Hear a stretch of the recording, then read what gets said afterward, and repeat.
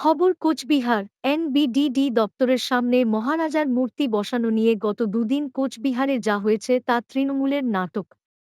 রবিবার সাংবাদিক বৈঠক করে এমনটাই দাবি করলেন বিজেপির কোচবিহার জেলা সভাপতি অভিজিৎ বর্মন। পাশাপাশি তিনি এও বলেন, কোচবিহার পুরসভা গঠনে মহারাজা জগদ্দীপেন্দ্র নারায়ণের ভূমিকা রয়েছে, তাই পৌরসভার সামনে মহারাজার মূর্তি বসানো উচিত। এটা অপমানিত করা হচ্ছে, বারবার তৃণমূল কংগ্রেস অপমানিত করছেন।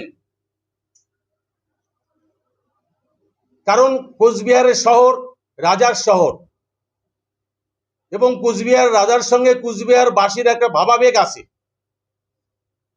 আর এই ভাবাবেগকে বারবার আঘাত হানছে তৃণমূল কংগ্রেস।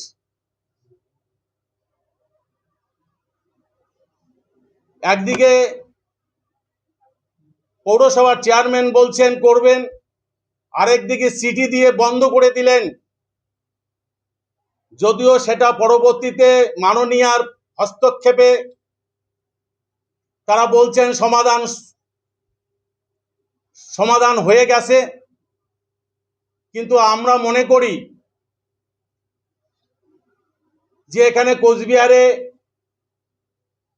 পরিকল্পিতভাবে, একদম পুরোপুরি পরিকল্পিতভাবে চেয়ারম্যান তিনি সেখানে কাজ শুরু করবেন, মূর্তি স্থাপনের জন্য কাজ শুরু করবেন, উত্তরবঙ্গ উন্নয়ন মন্ত্রী সেটা বন্ধ করবেন, আর কোচবিহারের একটা তৃণমূলের অংশ যেটা কোচবিহার নাগরিক মঞ্চ তৈরি করে সেখানে পুষ্পার্ঘ্য দেবেন, আর সেটা লাস্ট পর্যন্ত মমতা ব্যানার্জিকে দিয়ে কোচবিহারবাসীকে বোকা বানানোর জন্য যে তাকে দিয়ে সমস্যার সমাধান তৈরি করবেন।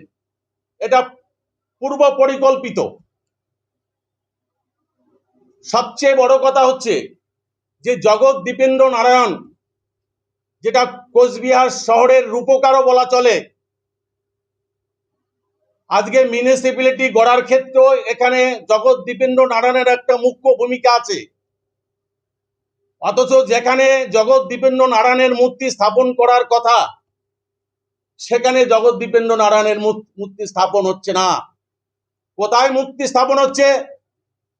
যে দিগলদিঘির রাস্তার পাশে একটা ফুটপাতে তৈরি হচ্ছে, যার জমি, যার কোচবিহার, যার এত ঐতিহ্য, তার ছবি একটা ফুটপাতে কেন?